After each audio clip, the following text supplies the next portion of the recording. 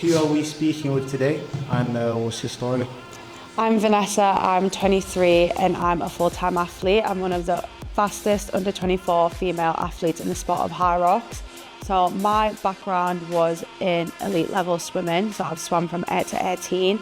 I moved into national level athletics while I was at uni, and then I found HYROX, and then happened to win my first pro solo and have been working towards world champions since day one. So, first of all, what drew you to HYROX? So it was relatively new in 2022. I remember being at JD Gym Salford and said, have you heard of HYROX? And I remember saying no, and then I kind of looked into it and thought, you know what, I do athletics, how hard can it be to do a K run in between a few exercises? It's just a circuit workout, and then kind of fell in love with the training because it's quite different day in, day out. And it did well with my athletics training at the time as well. So I just thought it was kind of similar stimulus, and it just happened to be something that I was good at. So, how do you prepare mentally for a competition? What do you do to get yourself in the zone? So I always say that it can't just happen at the competition. I've trained myself enough times that every mental strategy has to have happened before the competition day, so that when I get to the actual competition, I'm not nervous. I've run through it a lot. And I also say I've done this race so many times in my head. It's not something out of the realms of what we're capable of. So like I said, all the mental strategy work has happened 6 weeks, 12 weeks out from the competition, so that on the day I know exactly how to execute it. Every single bit of prep, what time I wake up, what time am I having food, what time do I need to be in the warm-up. I've rehearsed how I'm going to execute the first station in my head in warm-up, and every stage from then. Now, when am I going to fuel during the race, when am I going to have a drink, how fueled I am. So this is everything that's kind of been in the training day as well. So it's pretty regimented physically so that I'm mentally as calm as I can be. Nice, that was nice. Get the result, but at the end of the day, this is a new sport that no one's really heard of. It owes no one anything, just no one can say they've done years of HYROX. Like I said, with athletics, with swimming, there's people who've done it years and years and then they progress onto the world stage. But with HYROX, it's such a new concept that, records are being broken every competition. So it just shows that the potential for sport, especially a new sport, is unmatched. Nice. So, how do you balance your mental well-being and your performance as well? Because I understand it's very taxing mentally. I've had to almost detach the outcome from a race to myself, so identity. And I think that's a big thing with HYROX now, is that a lot of people are making it their identity. You have to remember that there's Vanessa the athlete, but then there's Vanessa full stop. And I think a lot of people need to remember that. At the start of HYROX, I was never a full-time athlete. I had a job, I was trying to pay my bills. So at the end of the day, you're training like a full-time athlete, but you're not one. You have to kind of separate it. Like, look, if you have a bad race, guess what? You have to then go to work the next day and carry on. Obviously now I am very privileged to be full-time. So it's almost like you have to detach the outcome and think, okay, if the race didn't go well, then what happens? You book another race. It's not, you almost have to see that it's not the end of the world if a race goes bad. And you also have to make sure that it doesn't always represent who you are if you have a bad race.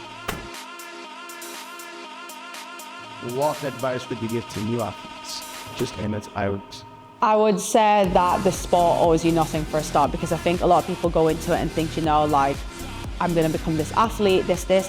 You have to remember that you are still a full-time person, I guess. You still have to work, you still have to provide for your family, your bills, and that going into this doesn't essentially make you an Olympian that everything has to be perfect. You're going to come through bumps in the road, you're going to have a plateau, you're going to have injuries. Like, that's a big thing in the sport, because it's a high-impact sport at the end of the day, and it's a sport that it's not been around long enough for all of us to know where it's going, where it's heading to the Olympics, what the potential is. So you just have to be kind of open and be adaptable, especially as if you're not a full-time athlete, you have to be adaptable in every circumstance, like whether that's training, before work, after work. Not everyone has to be as regimented as I do, I get that. And like I say, you don't have to be as regimented as an Olympic athlete to do well in the sport. There's potential for everyone to do well in the sport. You've just come off a silver in Yeah. HYROX. What were the mental battles you faced during that race? I think with doubles, it's completely different to solo. So with me, it was making sure I didn't let my partner down. Like I said, I train very different to my partner, so my athlete, I'm a full-time athlete, but my partner isn't a full-time athlete. So he has expectations for myself, I have expectations for him, and for me it was not letting him down. But also accountability, because when you're a doubles, you have to accept accountability together. It's not like you haven't done this, you haven't done that. So it was kind of hard that we come back 23 seconds apart from first place. But like I said, it's a lesson that we have to learn from, and we know how to execute it going into Europeans. And I'm glad we made the mistakes we made in Poland rather than doing the same at like a world stage. Right.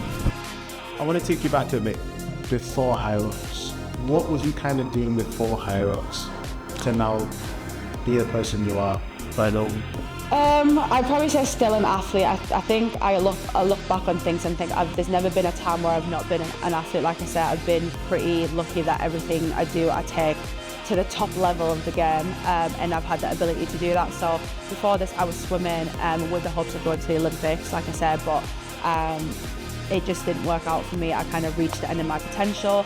I then did a law degree at MMU, but then found athletics, and then I started abrasive. So obviously a lot of people are pretty inspired by what I do. So I've coached everyday people to kind of elite results, and shown that, listen, there's a kind of methodology, there's a strategy, and I've created abrasive for people like myself who like being an athlete. And it's not easy to be an athlete. I think the term athlete's quite broad. So before this, I was being an athlete myself, but then teaching people that they can also be just as good as an athlete as I can be if you give it the time, the consistency, the effort, and most importantly, the discipline and strategy. What do you want to see in the development of the sport of HYROX? Where do you want to see HYROX go, and where do you want to see yourself go as well in the sport? I wanted to obviously go to the Olympics. That's the highest respective sport that there is, the highest respective standardized sport. And like I said, I've been in Olympic sport, swimming, and seeing it from HYROX is completely different. There's a lot of stages HYROX has to go through. Like I said, drug testing, coming from the same nationality as your doubles partner, which they're all implementing now. I want to see myself on the world stage, and I do believe that I'll be world champion one day. And like I said, there's nothing stopping me from doing that. I think everyone's potential is equal. It's that kind of sport where it's not been there long enough for anyone, for it to be anyone's game. Like, the sport doesn't owe anyone everything, so you can give it everything and see where it goes. Thanks. We're obviously limitless, Jen, and our motto is kind of be limitless. What does being limitless mean to yourself? That whatever circumstance that you come to, you give it with your heart, no matter the outcome, no matter the circumstance. You just give it everything that you have, and you don't imagine a boundary in place. You don't imagine an end result. You just continuously do it for the longevity, for the potential, just for the, like I said, the beauty of the game. And for someone that's suffering mentally or physically, it's not about the motivation. They feel lazy and just don't have the motivation to really get up and chase it like yourself. What advice would you give to that? You don't know when your last day could be, so why spend it being, like I said, sad, emotionally, mentally not there? It could be the last day on the planet, and if you've not given it heart, you've not chased after what you want, then I don't know what's worth living.